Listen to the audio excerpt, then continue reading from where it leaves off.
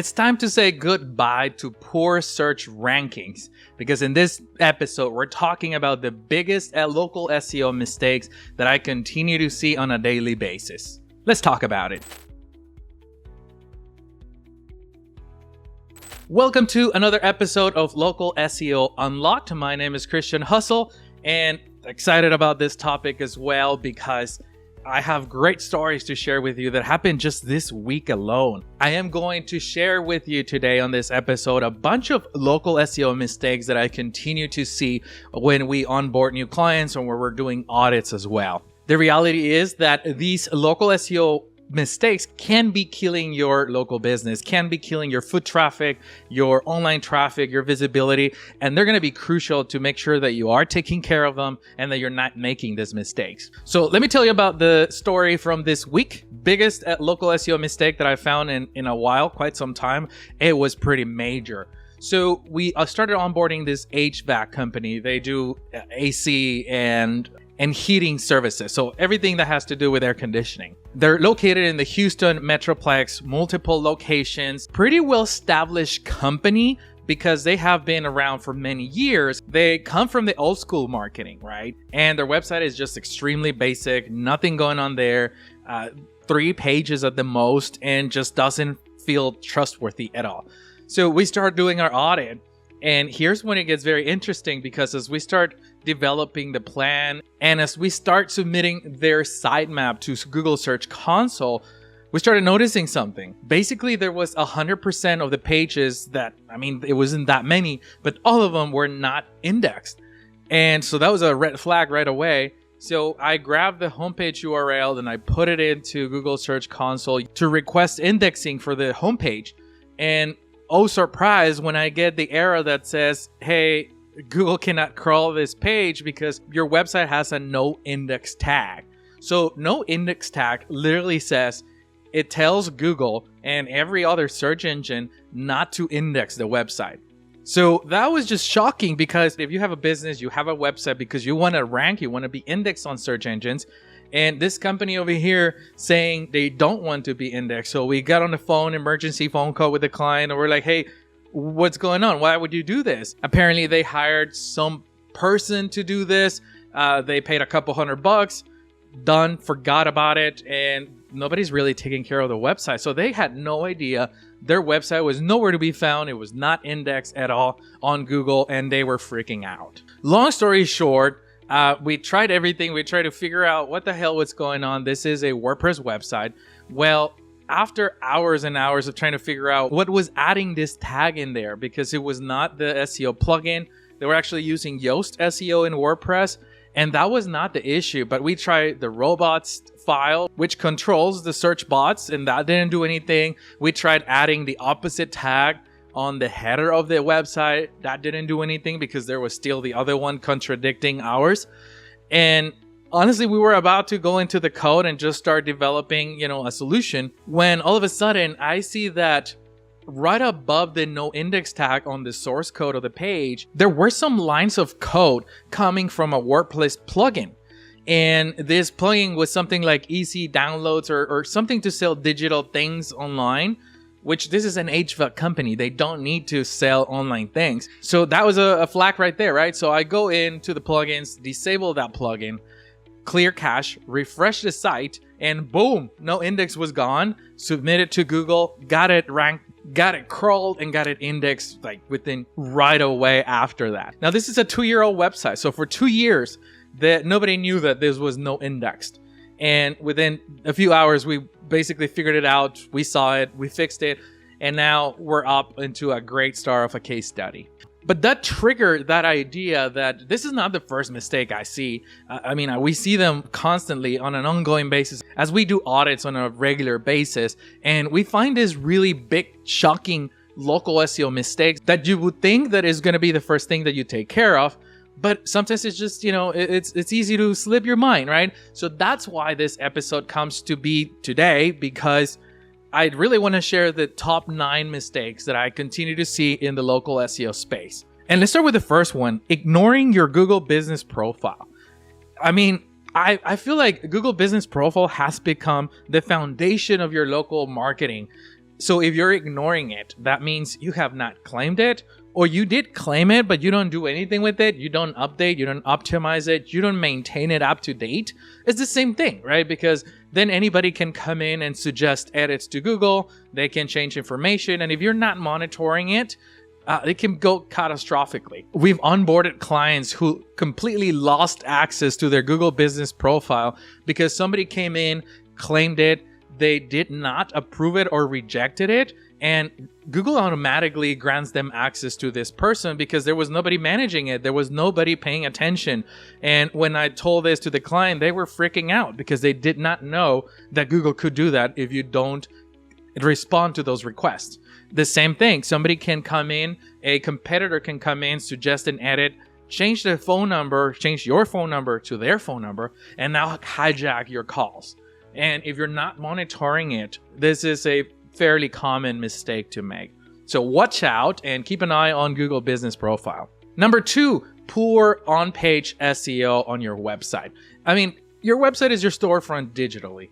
In the online world, that's it. That's your entire business right there. So taking care of your on-page is as crucial as maintaining your physical stores clean. Having a storefront sign is the basics, right? So taking care of that on-page SEO is going to really bring up your visibility, but also your trust. Like, it's just gonna make your website so much better that search engines are just gonna want to share them to the world, right? Like, when people search for them, they want to rank you higher because you deserve it. But when you don't have on-page SEO, it's the complete opposite. So make sure you're taking care of that. We have videos and extensive webinars on that topic, so visit the channel to learn more about how to do that. But please take care of that. Lack of local content. This is a very big mistake that is being out there. It's time consuming. Yes, I agree. But if you are targeting that local market, you are serving localized content, not just to the users, but also to the search engines. And yes, we want to optimize for the humans, not for the robots, but the robots are still there. We still need to think about them. And the perfect example is we work with a music entertainment platform. They basically have a bunch of live events that they promote on their website and a mobile app. And we help them rank across many, many different cities and markets that they're targeting.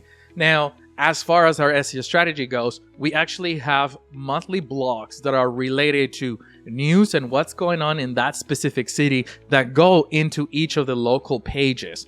So we're talking like hundreds of blogs a month, a lot of work, but it's 100% effective because it's not just giving you that authority in that local market, but it's actually helping the visitor, right? The visitor comes and checks out what live music is going on in Austin or San Antonio, and now you get to see best places to eat or new major music venues opening up, like localized news, localized content. There's so many different examples of localized content that you can create. So be creative, but the bottom line is get that local content into your strategy. Number 4, ignoring your reputation online. And that goes either way, right? It means collect more reviews. We actually have a great video on how to collect more reviews if you want to check that out in the channel.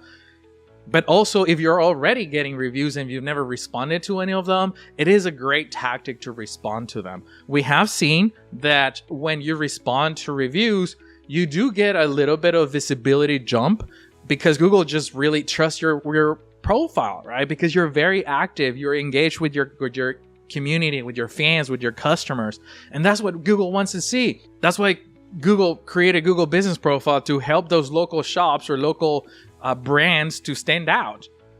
So if you're not taking care of your online reputation, reviews, etc., it's probably hurting your visibility. So I recommend you do that. Collect more reviews, respond to them, and be on top of your reputation as well. Number 5, and I'm very passionate about this one because it seems that it keeps coming up in a lot of our episodes, but it's not having local pages. So local pages are basically pages on your website that are targeted to a very small market, a very small city, neighborhood, or zip code. We've talked about it in a previous episode if you want to go check that out. But basically, these local pages allow you to, provide information as far as what service areas you service, Or where are your locations located in, right? If you have a location, one per city, well, now you have a place to embed all your information and use it as a location page. But honestly, with everything that is going on with Google AI overviews and all the changes in search, local pages continues to be one of the best performing SEO strategies right now. That if you're not doing it, if you're not creating those local pages, you're definitely missing out. I mean, we even have case studies on this on the channel where we just saw triple-digit growth because we started doing local pages for a specific client. So definitely jump on board, take care of that. It is going to be a big win for you if you start incorporating that into your search strategy. Poor mobile optimization. I mean, 80% of traffic nowadays comes from mobile. So even though it is easier to build a pretty website and edit your website on a desktop, always check your mobile. Make sure that mobile's working. Make sure that everything's smooth and seamless and that there's no misalignment or images cutting off or buttons not working. Or a common one is buttons too close to each other, because that when you're on mobile, you can't just press one without pressing the wrong one. So check all those things out, because it's going to really impact your customer experience. But the search engine's bots can also see that. They can see the layout. They can understand when two buttons are too close or when text is out of frame, things like that. So keep an eye on that, as it will definitely hurt your visibility. Not building local citations.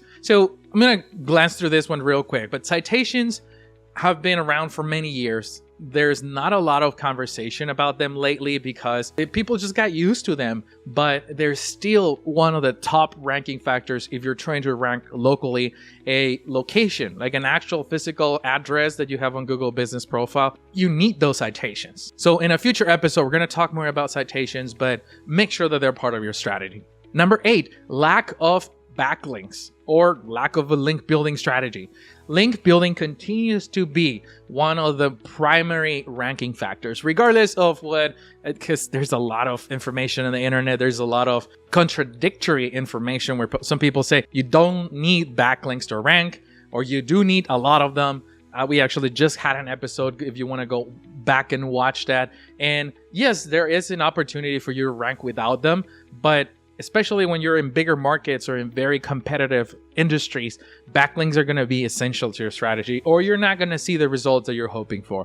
So make sure that you are creating a backlink strategy as far as that contains a great variety of types of links, both in your industry at the local level, industry that are links that are going to build credibility at the local level, at the market where you're targeting, as well as just high authority sites that are going to really give you that diversity of backlinks. Now, there's a lot of best practices there. We're going to talk about it in a future video, but just make sure that it's part of your strategy. And last but not least, everything that you do on local SEO has to pay off. There has to be positive ROI. You have to see traffic. You have to see conversions. Otherwise, why are you doing it? So mistake number 9 is ignoring metrics, ignoring those local SEO KPIs and the performance overall, because that's what is going to tell you what's working, what's not working. How do you really drill down into something if you're not looking at analytics? You don't know what's working and what's not. So you may make a big mistake by investing a lot more on the things that you thought were performing better, but when in reality, all your leads were coming from this other strategy. I've had clients that actually start with a very heavy TV budget or radio budget, and they are doing 5 times more investment in that than SEO. When we're able to bring in reports and dashboard after a few months of working together, they completely stop TV and radio because they see that SEO is just going to be a lot more efficient. Yes, budget may be a little bit smaller, but you get a lot more conversions just because we're targeting different pieces of the funnel. And you have to remember that, especially when you are on a limited or tight budget. I mean, everybody has a limit, right? Regardless of the size of your company. But it really comes down to really taking a look at analytics, really understanding what's going on, what is working and what's not, so that you can pivot and change your strategy up. Well, that's it for this episode. Those are the local SEO mistakes that I continue to see on a daily, weekly basis. And some of the stories that, some of them are a little bit cringy and really make my blood go up because they weren't caught before. So if this video was valuable to you, please click that like button underneath, smash that subscribe button as well, as we have a lot of content coming up here in the Local SEO Unlocked podcast. Don't forget you can tune in both on YouTube, watch the video, or take it on the go on our audio podcast experience on any of the podcast players out there. We're on all of them. So thank you so much for tuning in. It was a pleasure that you joined me on such a really fun episode. Drop it in the comments if you want me to drill much deeper into each of these mistakes and how to combat them, right? What is the opposite of the mistake? What should you do in the best practices there, all right? Thank you so much. Keep hustling.